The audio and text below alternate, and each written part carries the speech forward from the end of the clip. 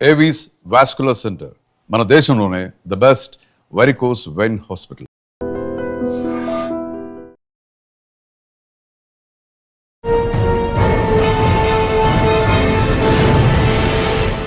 Welcome to crime diaries. ఈ వారం మన గెస్ట్ 1996 బ్యాచ్ పోలీస్ ఆఫీసర్, పేరు ఉపేంద్రబాబు, డిఎస్పీ, మహిళా police station, Kurnool.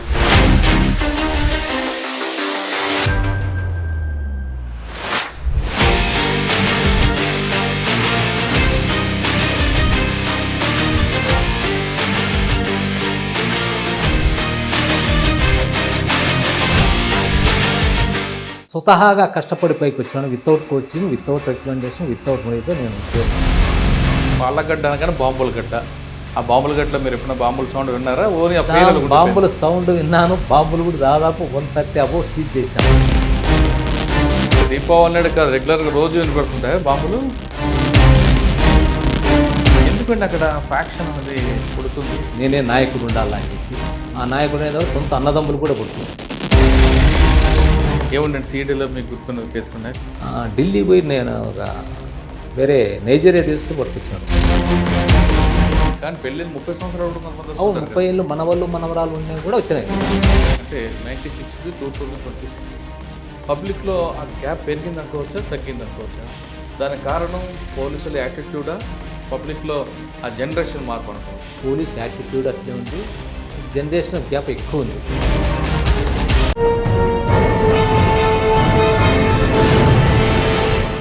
Welcome to crime diaries.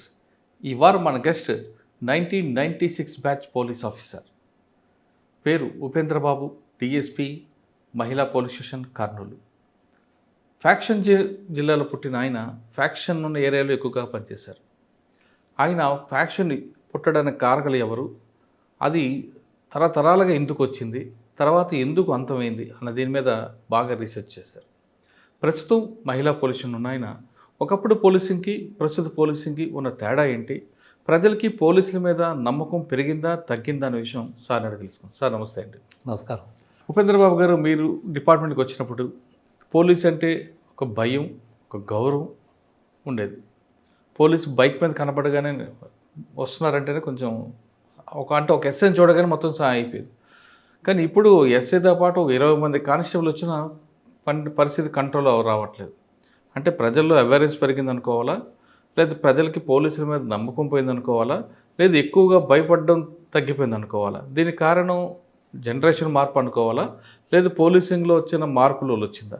ఈ ప్రశ్నకు సమాధానం చెప్పే ముందు, Upendrababu garu police uniform by ఛాన్సా బై చాయిసా? చాయిస్ ఇది నాకు. మేము గ్రామీణ ప్రాంతం నుంచి వచ్చినాను. మా father high school teacher, retired అయిన. పక్క ఈ ఊరు ఇప్పటికి కూడా ఆ ఊరికి బస్సు సౌకర్యం లేదు. ఒక మారుమూల కుగ్రామం మాల్యవంతం చెర్లోపల్లి, బత్తలపల్లి మండలం, అనంతపురం జిల్లా. ఇప్పటికి కూడా 120 హౌసెస్ ఉంటాయి అంతేను. సో నేను కష్టపడి ఎస్ఐ జాబ్ తెచ్చుకోవాలి. ఎందుకంటే అప్పుడు ఆ ఊర్లో ఒక 81 ఆ టైంలో ఒక ఇన్సిడెంట్ జరిగింది. ఒకదే నేరం చేసినాడు, ఎక్కడో నేరం చేసినారని చెప్పి ఒక కానిస్టేబుల్ ఇస్తే ఊరంతా పరారైనారు. ఊరంతా మొత్తం అంతా 3 days అట్లా. సో పోలీస్ యూనిఫామ్ మీద అప్పుడు కొద్దిగా, అంటే నేను అర్థపు 6th క్లాస్ ఏం చదువుకున్నా ఆ టైంలో. సో ఒక పోలీస్ అంటే ఇట్లుంటుందా అని చెప్పి రొంత, అంటే పబ్లిక్ అంతా ఒక అంటే ఐడెంటిఫికేషన్ దాంట్లో జాయిన్ అయినాడు. నేను స్వతహాగా కష్టపడి పైకి వచ్చాను. Without coaching, without recommendation, without మనీతో నేను ఉద్యోగం సంపాదించాను. బై బర్త్ నుంచి నాకు ఉద్యోగం ఇచ్చేంత వరకు 10,000 రూపీస్ ఇక్కడ ఖర్చు కాలేదు. మేము జాయిన్ అయినా ఆదోని నేను ప్రొబేషనరీ ట్రైనింగ్ అయినా ఆదోని ఎస్పీ పోలీస్ స్టేషన్లో. తర్వాత నేను Allagadda rural police station first posting ఇచ్చినారు. అప్పటికి నేను ఉన్నప్పటికీ ఫ్యాక్షన్ నడుస్తూ ఉంది. హెవీ కాకుండా కూడా బాగానే ఉంది ఫ్యాక్షన్ అప్పటికి. అప్పటి పబ్లిక్లో నీతి భావం ఉంది, భయం ఉంది, పాపభీతి కూడా ఉండేది, కొద్దిగా గౌరవం కూడా ఉండేది పోలీస్ అంటే. ఇప్పటికీ చాలా అవేర్నెస్ ఎక్కువ వచ్చేసింది. ప్రతి ఒక్కరు కూడా హక్కులు, మాకు హక్కులు అని అడుగుతాడు, బాధ్యత అనేది లేదు. అప్పుడు బాధ్యత కూడా ఉండేది, హక్కులు అనేది అడిగేవాళ్ళు తక్కువ అప్పటి పరిస్థితులు బట్టి. పోలీస్ అంటే భయం ఉండేది. ఇప్పుడు కాలానుగుణంగా, చట్టాలకు అనుగుణంగా అనేకమైన మార్పులు వచ్చినాయి. పోలీస్ అంటే ఏం చేసుకుంటారులే అనేది ఇప్పుడు ప్రస్తుతానికి ఉందన్నమాట. సరే చట్టం ఉంది, మాకు లాయర్లు ఉన్నారు, చూసుకుంటాం, కోర్టులో చూసుకుంటామని చెప్పి.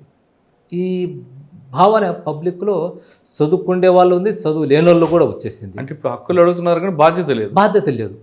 బాధ్యత అనేది దాదాపు సోషల్ రెస్పాన్సిబిలిటీ లేదు. 90% హక్కులు అడుగుతాడు, 10% కూడా బాధ్యత అనేది లేదు. అదే. అప్పుడు హక్కులతో పాటు బాధ్యత ఉండేది. అరే మనకు సార్ ఆ ఏరియా అంతా చూసి వచ్చారు కదా, అంటే హక్కులు బాధ్యతలు ఉన్న ప్రజలు చూశారు మీరు. హక్కులు. ఓకే, ఆ ప్రజలు ఉన్న ఆలగడ్డలో మీకు వెళ్ళినప్పుడు మీకు వచ్చిన ఛాలెంజ్, ఎందుకంటే ఆలగడ్డ అనగానే బాంబుల గడ్డ.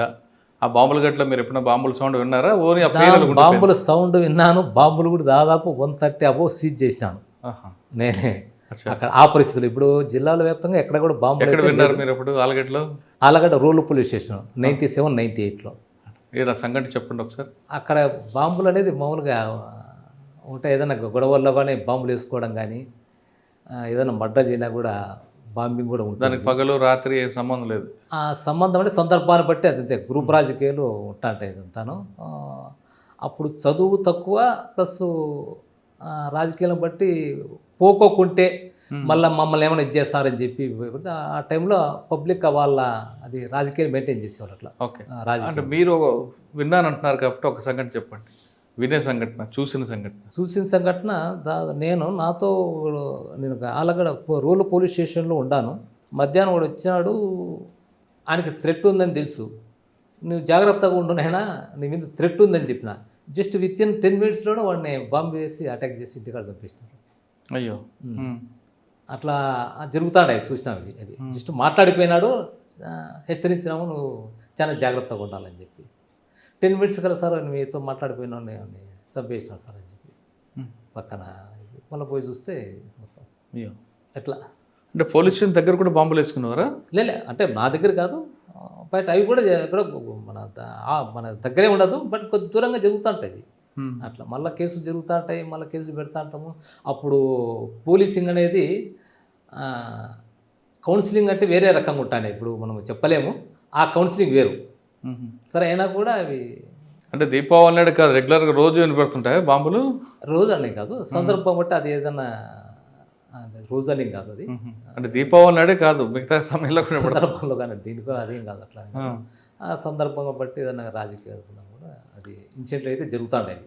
ఎవరండి ఇప్పుడు ఎక్కువగా మీకు ట్రబుల్ వాంగర్? అప్పుడు ట్రబుల్ వాంగర్ అన్నీ మర్చిపోయినామంతా. వాళ్ళు అందరినీ తీసుకొచ్చి ఆవిడ పోలీస్ ఆఫీసర్లు చాలా గట్టిగా ఉండేవారు, మాకు పై అధికారులు కూడా. ఎవరు ఎక్కువ మీరు ఆఫీసర్ ఎవరు అప్పుడు మీకు గట్టిగా? సురేంద్రబాబు అని ఐపీఎస్ ఆఫీసరు, సంతోష్ మేరా ఐపీఎస్ ఆఫీసరు. వాళ్ళు డైరెక్ట్గా వాళ్ళు బాగా సపోర్ట్ ఇచ్చేవాళ్ళు ఏదైనా కానీ. సురేంద్రబాబు గారు మీ దగ్గర ఉన్నప్పుడు నేను ఐపీఎస్ జిల్లా కర్నూలు, ఉమ్మడి జిల్లా కర్నూలు ఎస్పీగా ఉన్నాను. 97లో దాదాపు సార్ వచ్చి 40-45 days ఉండేది. బట్ 40-45 days బిఫోర్ దట్ అక్కడ ఆ సార్ ఆళ్ళగడ్డ ఏఎస్పీగా పనిచేసినాడు అక్కడ. సార్కి ఆళ్ళగడ్డ అంటే బాగా కాన్సన్ట్రేషన్. సో మాకు పక్కా గైడెన్స్ ఇచ్చేవాళ్ళు బాగా. అదే ఆ టైంలో ఏఎస్పీగా ఉన్నప్పుడు ఏఎస్పీ చేసినాడు. నేను సార్ దగ్గర సార్ మళ్ళీ తర్వాత నెక్స్ట్ ఇక్కడ ఎస్పీగా పనిచేసినాడు. సో సార్కి ఇంట్రెస్ట్ అన్నమాట ఆళ్ళగడ్డ. ఆలగడ్డలో ఆయన ఏ ఇష్యూ అయినా 2 పార్టీల వరకు లోపల వేసేవారట కదా? రేపు పక్క అంతే సార్. ఏదన్నా కానీ దాంట్లో లాండ్ ఆర్డర్ కల్లో ఎటువంటి ప్రసక్తి రాజీ అనేది ఉండదు దాంట్లో. ఎంతకాలం పనిచేస్తారు సార్ దగ్గర అయితే 45 days. సార్ ఉండే జిల్లాలో 45 days. సార్ తర్వాత నెక్స్ట్ సంతోష్ మేఘర్ అనే సార్ వచ్చారు. అట్లా 1.5 years పని చేసాం సార్ దగ్గర. అచ్చా, అట్లా. ఓకే, ఆ టైంలో మీరు బాంబులు సీజ్ చేస్తున్నారు ఎన్ని, ఎవరి దగ్గర? దాదాపు 130 దాకా సీజ్ చేసింటా. బాగా పవర్ఫుల్ బాంబ్సే, మామూలుగా ఏదో బాగా అవి. అప్పుడు ఆ కాలంలో ఆ టైంలోనే బాంబులు కడుతూ కొంతమంది చేతులు కూడా చేయిపోయినాయి. ఆ మనుషులు కూడా బాంబులు అప్పుడు రౌడీ షీట్ ఎట్లా ఉండగా బాంబు మేకర్ షీట్స్ కూడా అప్పుడు మెయింటైన్ చేస్తా అంటే చేతులు పోయి కాళ్ళు పోయి వాళ్ళు కూడా వస్తా అంటే. ఎంతమంది ఉండేవారు అప్పట్లో? అప్పుడు నాకు ఐడియా లేదు కానీ ఆ బాంబు మేకర్స్ ఇవన్నీ వాళ్ళతో వచ్చి కాళ్ళు పోయి వచ్చినారు. అవి ఇతను బాంబు మేకర్ సార్, ఇతను ఇట్లా ఇదైందని చెప్పి.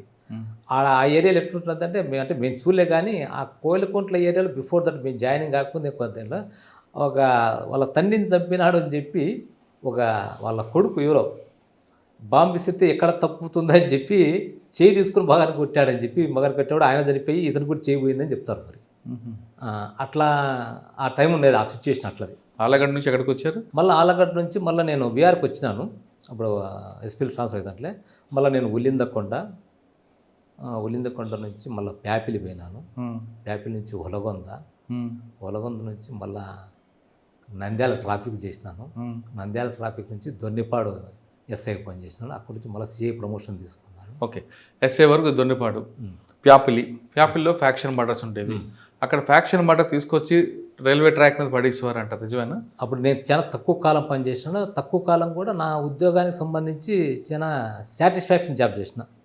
అప్పుడు 3 months పనిచేసిన. ఎలక్షన్స్, పంచాయతీ ఎలక్షన్లకు, జెడ్పీటీసీ, ఎంపీటీసీ ఎలక్షన్లకు నేను ఆ కాలంలో పనిచేసినాను. చాలా సంతోషపడినా. అక్కడ జాబ్ సాటిస్ఫాక్షన్ పూర్తి స్థాయిలో ఉంది. ఏ విధంగా? ఏ విధంగా అంటే పూర్తిగా ఎట్టి పరిస్థితుల్లో ఎటువంటి కాంప్రమైజ్ కాకోకుండా, సింగిల్ ఇన్సిడెంట్ జరగకుండా చేసినది. మామూలుగా పంచాయతీ ఎలక్షన్ అంటే చాలా ఇన్సిడెంట్ జరుగుతాయి. జెడ్పీటీసీ ఎలక్షన్లో ఇన్సిడెంట్స్, అది ఎటువంటి ఇన్సిడెంట్ లేకుండా 2001 సంవత్సరం అప్రాక్సిమేట్లీ జూలై, ఆగస్ట్ నెలలో 2 ఎలక్షన్లు జరిగినాయి. ఎటువంటి ప్యాప్లి పోలీస్ స్టేషన్ సంబంధించే వరకు ఎటువంటి ఇన్సిడెంట్లు అవి నేను చేయలేదు. సరే, మీరు దోనపాడు వరకు వచ్చారు కదా, ఇక్కడ ఆలగడ్డ నుండి. ఆ ఎస్ఐ పీరియడ్లో మీకు బాగా గుర్తుండిపోయిన పోలీస్ స్టేషన్, మీకు మీకు మీకు బెంచ్ మార్క్ ఉన్న కేస్ స్టడీస్ ఉన్నాయా? కేస్ స్టడీస్ అంటే నేను క్రైమ్ వర్క్ ఏమి నేను పెద్ద చేయలేదు, కానీ ఇవి ఈ లాండ్ ఆర్డర్ సంబంధించి దొన్నిపాడు కూడా ఎలక్షన్స్, పంచాయతీ ఎలక్షన్, అవన్నీ ఫ్యాక్షన్ వెళ్ళి చేసే. పంచాయతీ ఎలక్షన్, జెడ్పీటీసీలు బాగా చేసినాం. బాగా కూడా ఎటువంటి ఇన్సిడెంట్ జరగకుండా ఎవరిని కూడా బౌండోర్ కేసులు కూడా పెట్టలేదు. 2006లో అది జూలై, ఆగస్ట్ నెలలో అది కూడా బౌండర్ కేసులు తీసుకొచ్చి ముందుగానే ప్రివెంటివ్ డిటెన్షన్ కూడా ఎవరిని చేయలేదు. పీస్ఫుల్గా నడిపించాను. క్రైమ్ కేసులు ఉన్నాయా? క్రైమ్ కేసులు నేను పెద్దగా చేయలేదు. క్రైమ్ కేసులు ఏం పెద్దగా కానీ అదంతా ప్రాపర్టీ కేసులు కానీ ఈ క్రైమ్. మీరు చాలా కాలం పనిచేస్తారు కాబట్టి ఎందుకంటే అక్కడ ఫ్యాక్షన్ అనేది పుట్టింది అప్పుడులో. ఫ్యాక్షన్ అంటే ఇప్పుడు నేను దొన్నిపాడు దాంట్లో డబ్ల్యూ కొత్తపల్లి అని చెప్పి బొమ్మనాగిరెడ్డి అని ఎక్స్ఎంపీ వాళ్ళ సొంత ఊరు, అది అంతేను. విలేజ్ సుప్రీంకి సంబంధించి అక్కడ ఉండేది. అది రంగ అదే తర్వాత ఏదైనా ప్రాపర్టీస్ డిస్ప్యూట్స్ వచ్చేసి మొత్తం అంతా ఒకరికి సపోర్ట్ ఇచ్చుకొని నేను ఉండాలి అని చెప్పి, ఆ విధంగా నేనే నాయకుడు ఉండాలా అని చెప్పి, ఆ నాయకుడు అనేది సొంత అన్నదమ్ములు కూడా పుడుతుంది అక్కడ. మరి దాయాదులు సొంత అన్నదమ్ములు కూడా అవి రైజ్ అయిపోయి ఎడ్యుకేషన్ లేక ఏదో రకంగా సపోర్ట్ తీసుకోవాలని చెప్పి ఒక వర్గాన్ని పెంచి పోషించుకుంటా అట్లా ఉండేది. దొన్నిపాడు కూడా హెవీ ఫ్యాక్షన్ విలేజ్ ఒకప్పుడు, నేను రాకముందు తింటాను అట్లా అదనమాట. అది దాన్ని నిరక్షరాస్యత ఎక్కువ ఉండేది. అక్కడే చదువుకొని, అక్కడే ఏదో వ్యవసాయము, అక్కడే పంటలు అదే చేసుకొని ఏదో తినేవారు. ఇప్పుడంతా వాళ్ళ ఊర్లలో అంతా బయటకు వచ్చేసారు, సిటీలోకి. అది లైవ్లీవుడ్ కోసమో చదువు కోసమో అంతా వచ్చేసినారు. పరిస్థితులకు ఆ విధంగా ఉండేది అంతే అంతా అట్లా. ఓకే, ప్రమోషన్ వచ్చాక శ్రీ ప్రమోషన్ వచ్చాక 3 ఏళ్ళు అక్కడ అనంతపూర్ పీటీసీకి వెళ్ళిపోయినాను, ప్రాపర్ అనంతపూర్లోనే. మళ్ళీ కర్నూలు 1 టౌన్కి వచ్చినాను. అక్కడి నుంచి మళ్ళా కర్నూలు 1 టౌన్లో ఏముందండి? 1.5 year అంత. అది కానీ అక్కడ బాగా స్లమ్ ఏరియా, మంచి కమ్యూనిటీ సెన్సిటివ్ ఏరియా. బుధవారపేట అవన్నీ ఉన్నాయి కదా. బుధవారపేట కాదు, ఓల్డ్ టౌన్ మొత్తం అంతా అది కమ్యూనిటీ సెన్సిటివ్ అంతా. అదంతా బుధవారపేట వచ్చేది 3 టౌన్కి వస్తుంది. ఇంకా అంతా పాత ఏరియా అంతా 1 టౌన్ ఏరియా, సెన్సిటివ్ ఏరియా బాగా. ఇప్పుడు ఒక అబ్జర్వేషన్ ఎక్కువ ఉండాలి మొత్తం అంతా. దాంట్లో ఎక్కడ ఏం జరుగుతుందని వాచ్ పెట్టాలి పోలీసు. తర్వాత ఒక 7 years ఇక్కడ పనిచేసి సిఐడిలో పనిచేసిన, కర్నూలు సిఐడిని. తర్వాత ఒక 4 years నేను క్రైమ్ బ్రాంచ్లో చేసిన ఇక్కడే అంత కర్నూలు ఎక్కువ. కర్నూలే ఫ్యాన్. భార్య కూడా ఆమె ఎంప్లాయీ.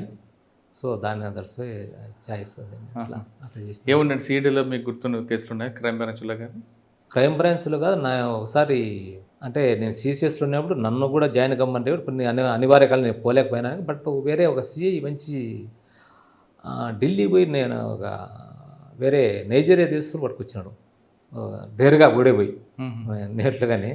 అది ఇండియాలో ఫస్ట్ టైం దాని కన్విక్షన్ కూడా వచ్చింది. ఏ కేసు? ఫ్రాడ్ కేసు సంబంధించి, ఆన్లైన్ ఫ్రాడ్ సంబంధించి. ఎవరు ఎస్పీ? ఎవరు అప్పుడు ఎస్పీ వచ్చి మన సుధీర్ కుమార్ సార్ ఉన్నాడు. ఓకే. అప్పుడు ఆయన శేషయ్య అని కర్నూలు 3 టౌన్లో ఉన్నాడు ఆయన. దాన్ని పట్టుకొచ్చి నేను కూడా ఉంటాము, బట్ మేము దాంట్లో ఇన్వాల్వ్ అయ్యింది.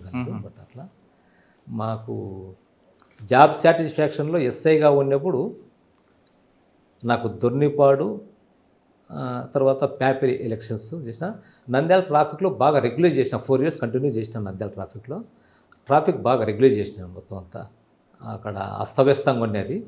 4 ఏళ్ళు కంటిన్యూ చేయడం వల్ల కొంత దాన్ని స్ట్రీమ్లైన్ తీసుకొచ్చాను నేను. నంద్యాల ప్రజలకి ట్రాఫిక్ సెన్స్ ఉందా అంటారా? సెన్స్ అంటే రోడ్స్ చాలా నేరోగా ఉంటాయి. ఇప్పుడు పబ్లిక్ ఉందా? పబ్లిక్ అంటే మనం పోయినాక వాళ్ళకి అవేర్నెస్ క్యాంపులు ఎన్నో పెట్టేసినాం.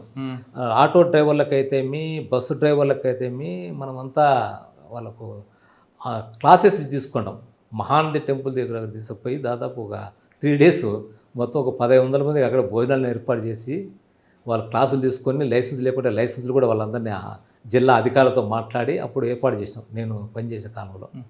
సార్ సాధారణంగా మోటార్ వెహికల్ యాక్ట్ రాష్ట్రంగా దేశం అంతా ఒకటే ఉంటుంది కదా, కానీ నంద్యాల ఒకలాగా, కర్నూలు ఒకలాగా, ఆదోని ఒకలాగా ఎందుకుంటాయండి?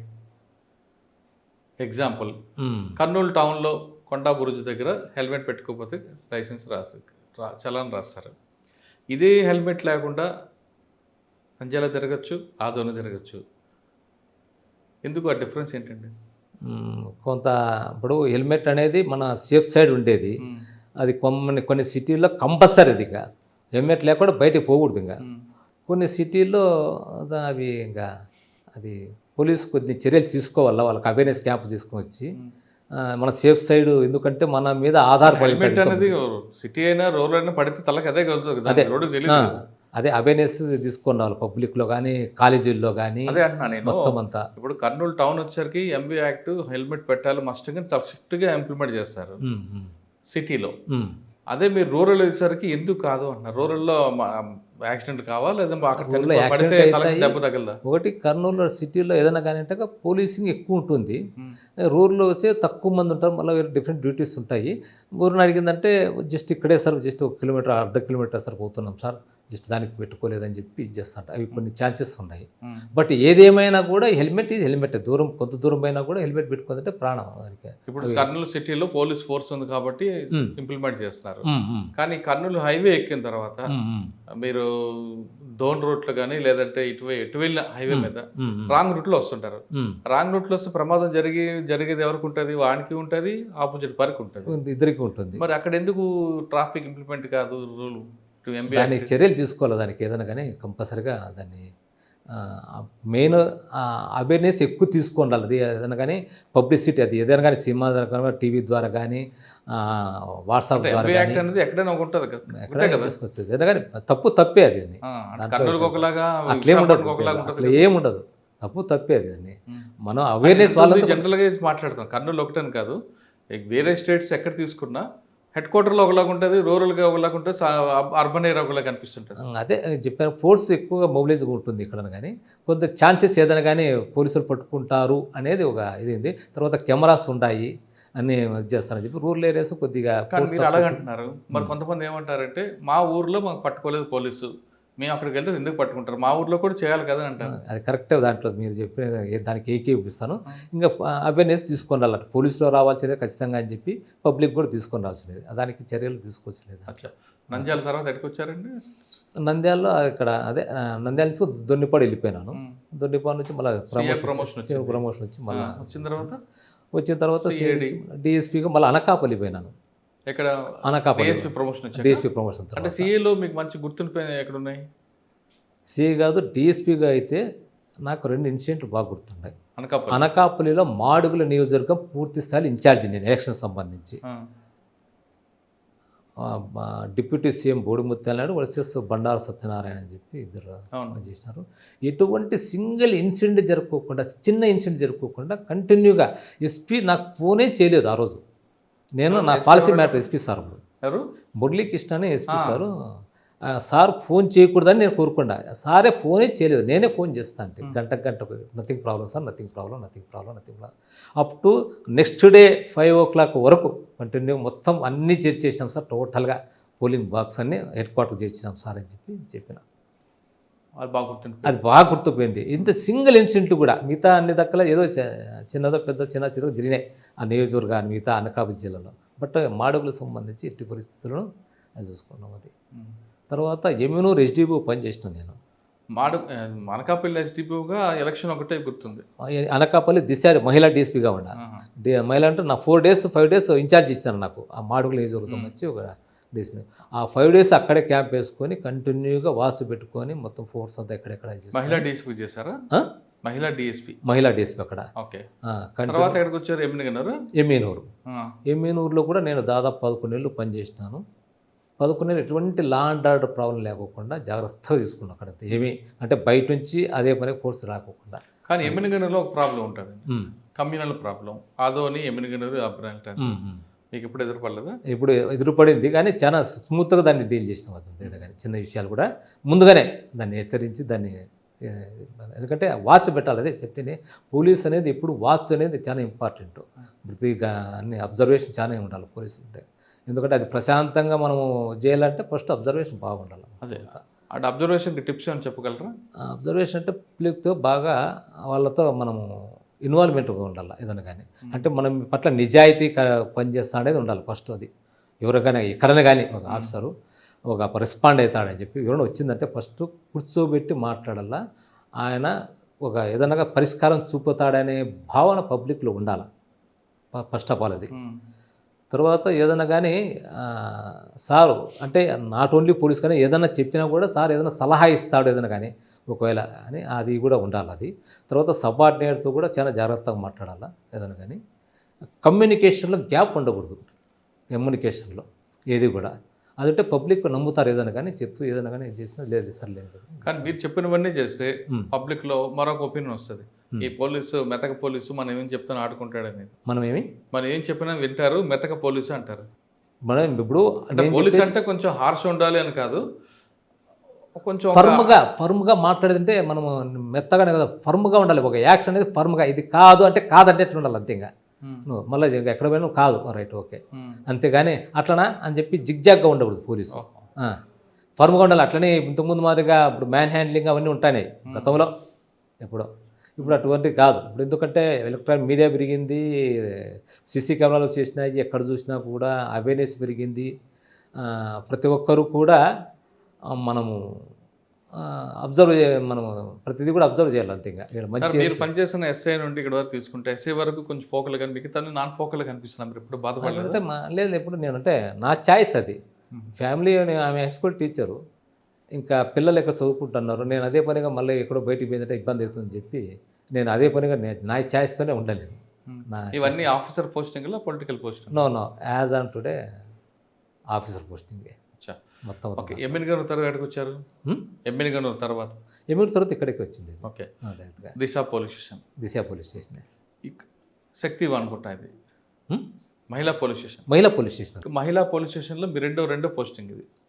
ఒకటి మూడో పోస్టింగ్ ఇది. ఒకటి అనకాపల్లి ఎమ్మినూరు మహిళా. ఇది ఎమ్మినగనూరు మహిళా police station? Emminuru sub division. మహిళా పోలీస్ స్టేషన్ అయితే అనకాపల్లి ఇదే. అది మీ పోలీస్ స్టేషన్కి వచ్చే వాళ్ళ కేసులు 498 వస్తుంటాయి అని ఎక్కువగా ఫాల్స్ ఉంటాయా రియల్గా ఉంటాయా? ఇక్కడ ఉన్న వచ్చిన మహిళల కేసులకి అనకాపల్లిలో వచ్చిన మహిళల కేసులకి తేడా ఉంటుంది? సమస్య ఒకటే కనిపిస్తుందా లేదు వేరే విషయం కనిపిస్తుంది? అంటే ఆ ప్రాంతం తగ్గట్టుగా అక్కడ ఎక్కువగా వచ్చేవాళ్ళు బీదోళ్ళు ఉన్నారు. బట్ అక్కడ ఆల్కహాల్ కండిషన్ ఎక్కువ అక్కడ అనకాపల్లి ఏరియాలో. వాళ్ళు భర్త తాగి వచ్చి నన్ను కొడతాడు, నన్ను ఎట్లా అంటే అట్లా మాట్లాడతానని చెప్పి అక్కడ ఎడ్యుకేషన్ కూడా కొద్దిగా తక్కువనే. ఇక్కడ రకరకాల ఇప్పుడు అంటే ఎడ్యుకేషన్ పర్సన్స్ ఉంటారు, ఎంప్లాయీస్ ఉంటారు, వైట్ కలర్ ఎంప్లాయీస్ ఉంటారు మొత్తం అంతా. ఇంతకుముందు గతంలో ఎట్లంటే మగవాళ్ళలోనే ఎక్కువగా మేల్ పర్సన్స్లోనే కొద్దిగా ఇది ఉండేది. ఇప్పుడు వాళ్ళు కూడా కొంత లేడీస్లో కూడా చైతన్యం అనేది వచ్చింది. సరే 1,00,000 కారణాలు ఉంటాయి మొత్తం అంతా. వాళ్ళు అప్రోచ్ ఎక్కువ అవుతున్నారు రకరకాల అంటే అడ్జస్ట్మెంట్ కాక ఫైనాన్షియల్ ఇది ఇండిపెండెన్స్ ఉంది కాబట్టి ఇంకా అంటే ఓర్పు లేకపోతుంది ఎక్కడ కానీ. ఇద్దరిలో కూడా ఎవరో పెద్దోళ్ళు కూడా నచ్చ చెప్పే స్టేజ్లో వాళ్ళు కూడా కనపడలే. గతంలో కొనుక్కుంటే స్టెప్ బై స్టెప్ చూసుకుంటా అంటే తల్లిదండ్రులు కూడా సముదాయించి ఏదైనా అడ్జస్ట్మెంట్ చేస్తామనే ఆలోచన కూడా వాళ్ళు వదిలిపెట్టారు. ఎందుకంటే గతంలో అమ్మంటికి ఫోన్ చేసి అమ్మ నన్ను కొడుతున్నాడు తిడుతున్నాడు అంటే కాదమ్మా అత్తవారిలే నీకు చివరి వరకు సర్దుకో కొంతకాలం అని నచ్చెప్పేవారు. ఇప్పుడు ఆ నచ్చెప్పే కార్యక్రమం పక్కకి వెళ్ళిపోయింది. నువ్వు కూడా వచ్చి డైవర్స్ ఇచ్చేద్దాం అంటారు. ఆ మార్పు కారణం ఏంటంటారు? ఫైనాన్స్ ఇండిపెండెన్స్ వచ్చేసింది, చదువుకున్నారు. టీవీలు ఈ దాదాపు 95% సెల్ ఫోన్లోనే వాళ్ళ ఫ్యామిలీస్ డ్యామేజ్ అవుతుంటాయి. అవి రకరకాల వేరియేషన్స్ ఉంటాయి. దాంట్లో ఎన్నో మెసేజ్లు ఉంటాయి. వాళ్ళు ఏదో మెసేజ్ మాట్లాడినాము దాన్ని డిలీట్ చేసినాం అనుకుంటారు. అవి వాట్సాప్లో దాన్ని ఎవరైనా కానీ both persons male or female మళ్ళీ ఐడెంటిఫై చేసుకుంటారు.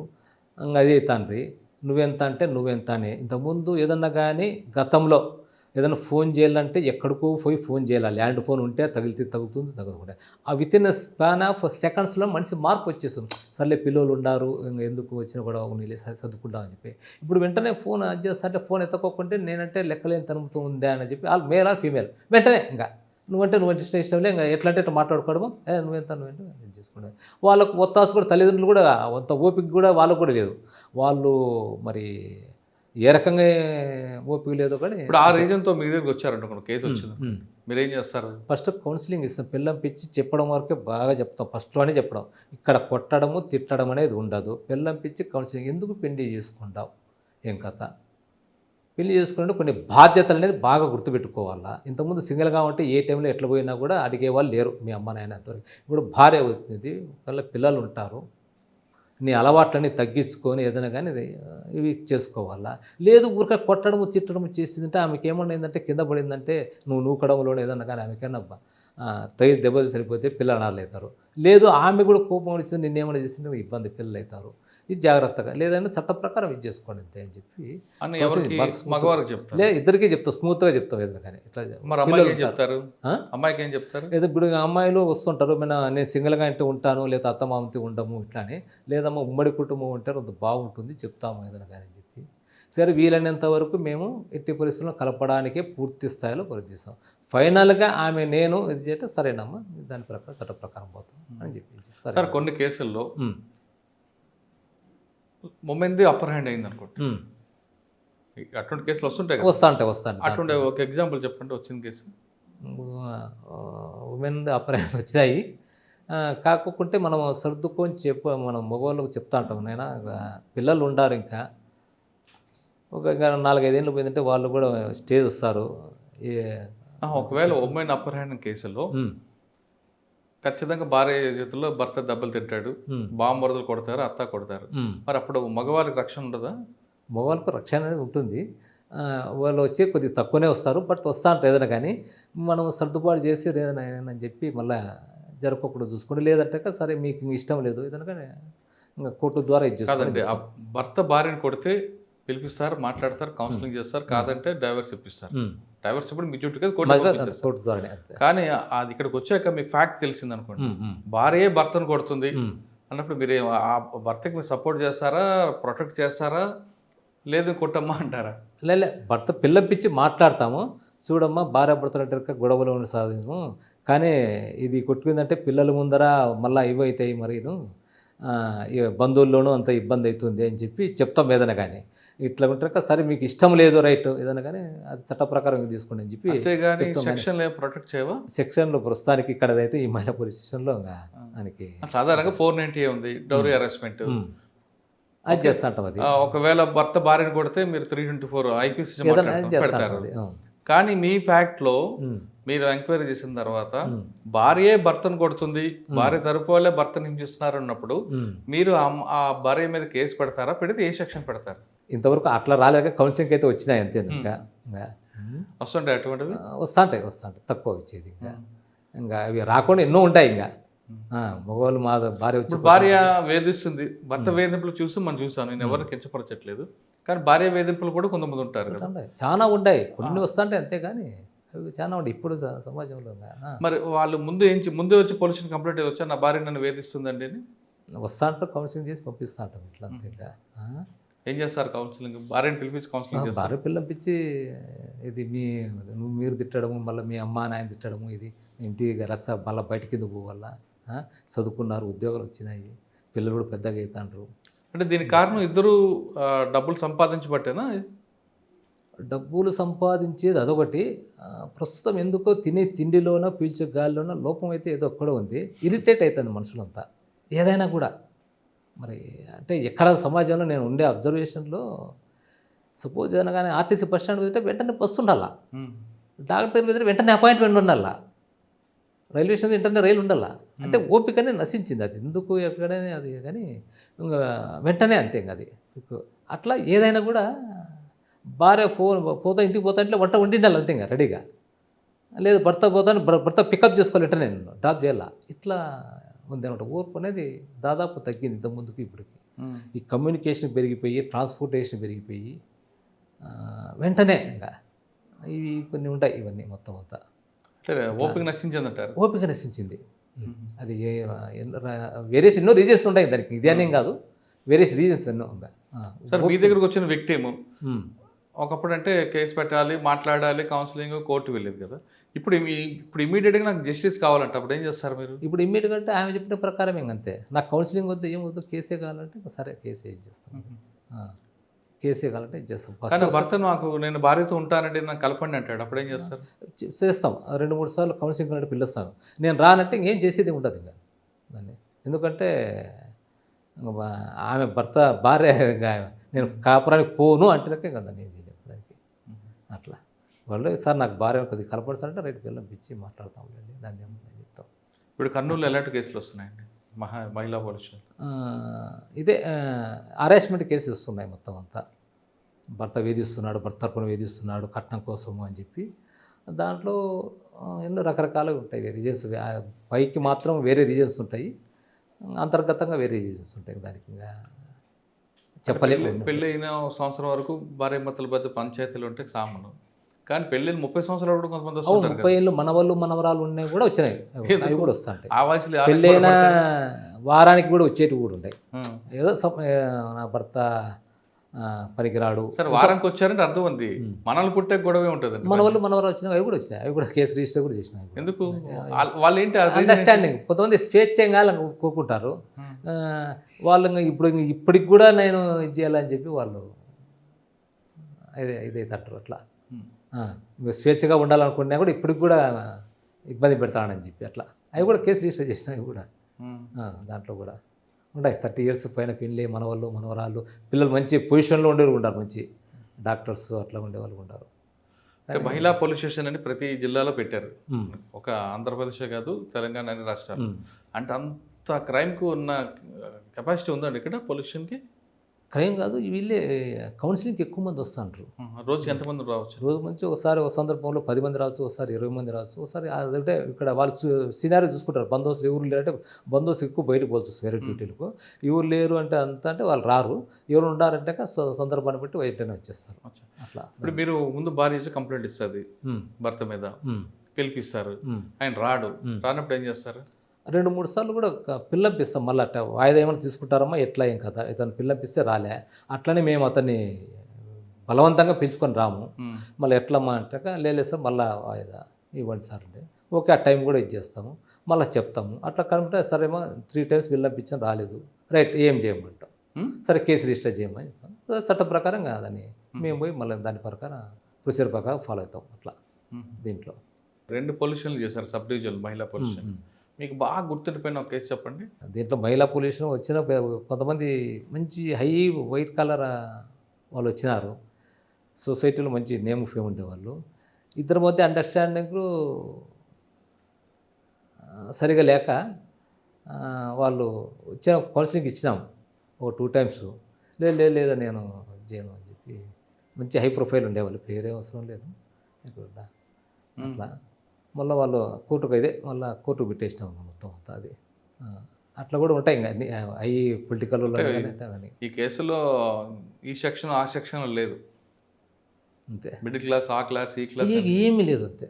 దీంట్లో ఎవరైనా వస్తా అంటారు అంతే, దీంట్లో చిన్నోడైనా వస్తారు పెద్దోడైనా వస్తారు, ఎందుకంటే కేసు అంతే ఇంకా అడ్జస్ట్మెంట్ కాక. కానీ మీకు తెలుస్తుంది అందులో కేసులో కంటెంట్ లేదు, ఇది ఫాల్స్ అని, మరి అప్పుడేం చేస్తారు? ఆమె ఏం చెప్తే దాని ప్రకారం వస్తాం, కానీ మీకు తెలుసు అందులో దాంట్లో ఉంటుంది సరేనమ్మా చెప్పి చేస్తాను. మీ డెసిషన్ చూపించరు, మీ డెసిషన్ ఉండు. ఇప్పుడు ఈ ఇన్సైడ్ ఉంటుంది కదా జరిగేది ఏదైనా, కానీ ఆమె ఒక్కత చెప్పినా కూడా ఆమె ప్రకారం పోతుంది ఇంకా. ఇప్పుడు దీని మిగతా ఏదైనా కాక ఎవరు కొట్టినారు ఏం కథ ఎవరు చూసినారు అనేది ఉంటుంది, దీంట్లో ఇన్సైడ్ కదా జరిగేది. సో వీళ్ళు ఇంకా అంటే ఎవరినో ఇస్తాంటారు పెళ్లి చేసిన పెద్ద మనుషులు అంతాను, అప్పుడు చెప్తాము ఎవరు దీనికి కరెక్ట్ పర్సన్ వాళ్ళు మాత్రం ఇది చేయండి, అంత ఎవరు పెద్ద మనిషి చేసి వాళ్ళు కానీ వస్తాంటారు కొంతమంది. ఓకే, అట్లా కూడా ఫస్ట్లో మాట్లాడేవాడి. ఫస్ట్లో ఆలగడ్డలో ఉన్నప్పుడు పోలీసింగ్కి, కర్నూలు వచ్చిన పోలీసింగ్కి అంటే 96 నుంచి 2026కి పబ్లిక్లో ఆ గ్యాప్ పెరిగింది అనుకోవచ్చా తగ్గింది అనుకోవచ్చా? దానికి కారణం పోలీసుల యాటిట్యూడా, పబ్లిక్లో ఆ జనరేషన్ మార్పు అనుకోవాలా? పోలీస్ యాటిట్యూడ్ అట్లే ఉంది, జనరేషన్ గ్యాప్ ఎక్కువ ఉంది మొత్తం అంతా. అవేర్నెస్ ఎక్కువ ఉంది పబ్లిక్లో.